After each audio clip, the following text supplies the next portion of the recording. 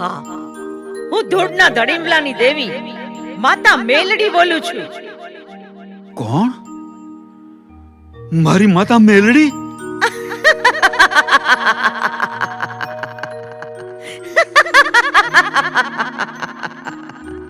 ખમ્મા, મારી ખમ્મા, મારી દેવી ખમ્મા, લોઢાના દાંત વાળી મેલડી માં, મેલડી માં.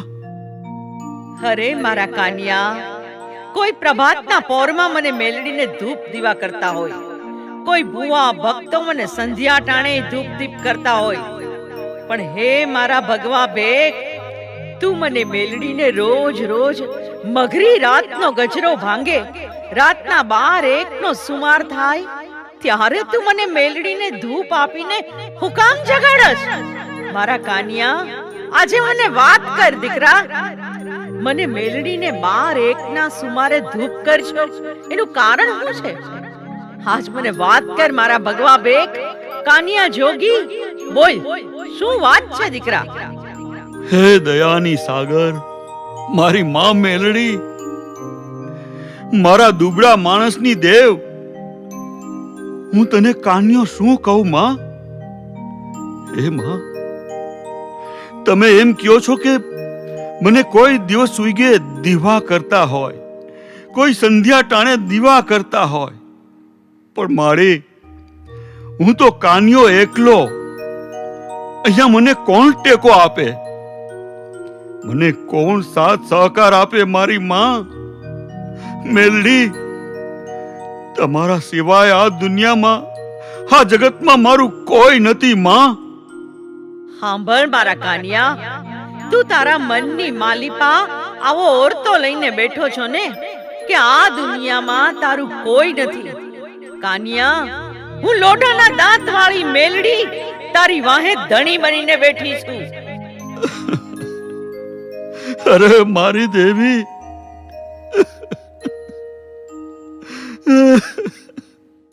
રોઈશ નહીં મારા ભગવા ભેક.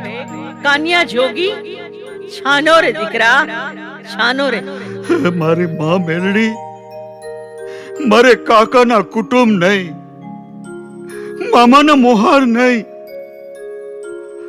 આ દુનિયામાં મારું કોઈ નથી. મારી આ દુનિયામાં તમારી સિવાય મારું કોઈ નથી. કોઈ માણસ મને ગરીબ જાણીને ક્યારેક કોક ઢોલનો ઘા કરશે તો હું શું કરીશ માં? સાંભળ મારા કાનિયા, તને મનમાં એમ થાય છે ને કે તને દુનિયાની માલિપા એકલો ગરીબ જાણી ને કોઈ ધોલનો ઘા કરે તો એની સામે તું શું કરીશ? દીકરા, ધોલનો ઘા ન કરીશ તો મારે હું એનો માર ખાઈ લઉં? નહીં મારા કાનિયા, તને ધોલ મારનારો ધોલ મારીને હાલતો થઈ જાય, વાહો વળીને ઈ માણસ હાલતો થાય, ઈ પછી તું તારા જમણા હાથની આંગળી લાંબી કરજે. એટલે હું તને ધોલ મારનારના વાહાની માલિપા ચોંટી ન જાવ તો તારી માં મેલડી નહીં મારા કાનિયા.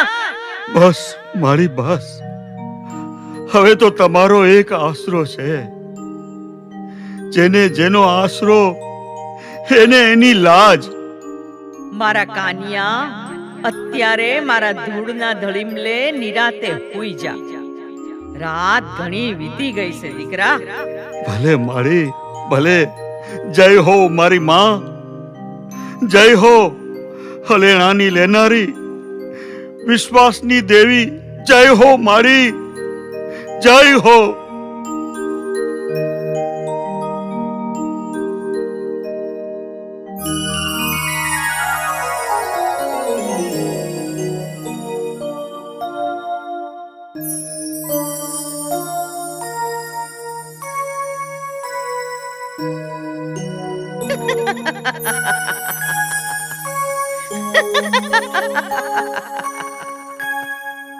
હું કોણ? લોઢાના દાંત વાળી મેલડી, કાનિયા જોગી, મારે તને દેખાડવું છે કે આ જગતમાં હું મેલડી દેવ કેવી બેઠી છું. હું મેલડી કેવડી છું ઈ મારે તને દેખાડવું છે. આ દુનિયામાં મારે મેલડીને કંઈક નવો નકશો માંડવો છે દીકરા.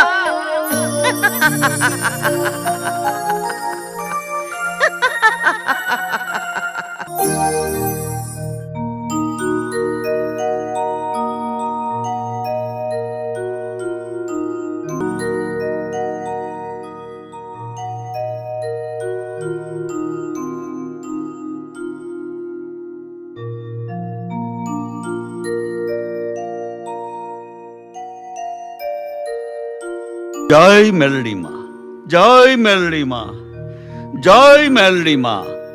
એ જય મેલડીમાં કાનિયા જોગી. આ મેલડીમાં પાસે તો તમે હાડ હોમી નાખ્યું છે.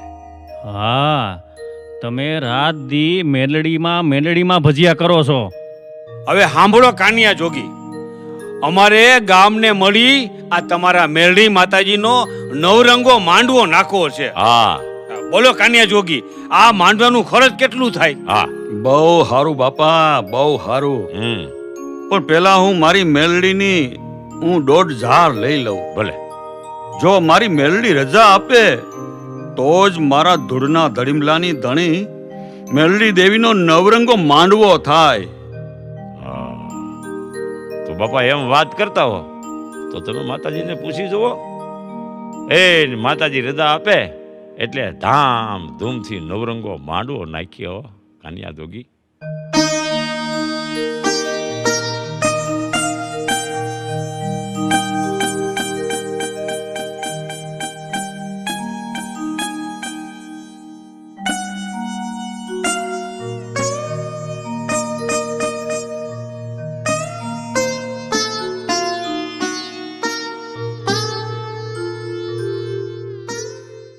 જય મેલડીમાં, જય મેલડીમાં, જય મેલડીમાં, જય મેલડીમાં, જય મેલડીમાં, જય મેલડીમાં.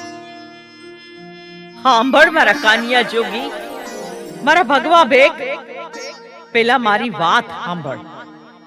અત્યાર સુધી મારા ધૂળના ધડીમલે જે કોઈ માનતાના માંડવા આવ્યા ઈ બધોય પૂજાપો તું ધોળકામાંથી લાવતો હતો ને? હા મારી ધોળકા ચેર પડખે છે એટલે હું ધોળકામાં જાઉં છું. સાંભળ કાનિયા, આ શિયાળા ગામને મળીને મારો માંડવો કરવો હોય ને તો તું ધોળકા શહેરમાંથી પૂજાપો ન લેતો. હું મેલડી એમ કહું છું કે આ માંડવાનો પૂજાપો હટાણું વિરમ ગામમાંથી કરજે. ભલે મારી, ભલે. જય મેલડીમાં. ભાઈ, મારી મેલડી માનો જાગરી હુકમ થઈ ગયો છે ભાઈ. માએ કીધું છે હા માંડવાનો પૂજાપો હટાણું કરવા વિરમગામ જવું પડશે. મારા કુંડા કંડિયાની કાળી નાગણી, મારી બંબર વિદ્યાઓની દેવી માતાજી મેલડી માએ હુકમ દઈ દીધો છે બાપા. હા, માતાજીએ જે કાંઈ કીધું અમને મંજૂર છે બાપા. લ્યો આ પૂંજાપાના હટાણાના રૂપિયા. હે, અને હવે અમે તમારી હારી એક બળદ ગાડું અને 2 માણસો એટલે ગાડા ખેડું. તમ તારે એને વિરમગામ જઈ અને માતાજીના માંડવાનો પૂજાપો લઈ આવો બાપા. ભલે બાપા ભલે, બહુ સારું. હા બળદ ગાડું ને ગાડા ખેડૂ માણસોને મોકલો એટલે અમે માતાજીના માંડવાનો પૂજાપો લઈ આવીએ. અરે અમે આ ગયા અને આ હમણાં ગાડું લઈને આવ્યા સમજો. તમે તૈયાર થઈ જાઓ. જય માતાજી. જય માતાજી.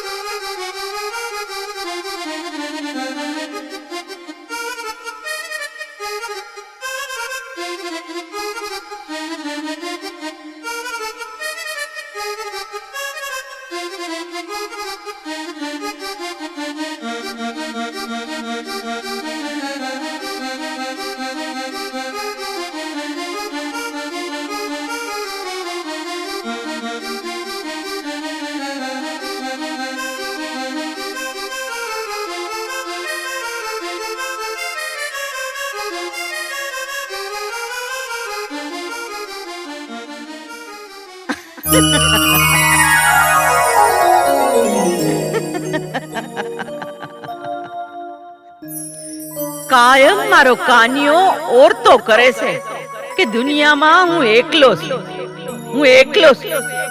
આજે કાનિયા જોગીને હું દેખાડી દઉં કે આ જગતમાં દુનિયાની માલિપા હું મેલડી એનો ધણી કેવી બેઠી છું.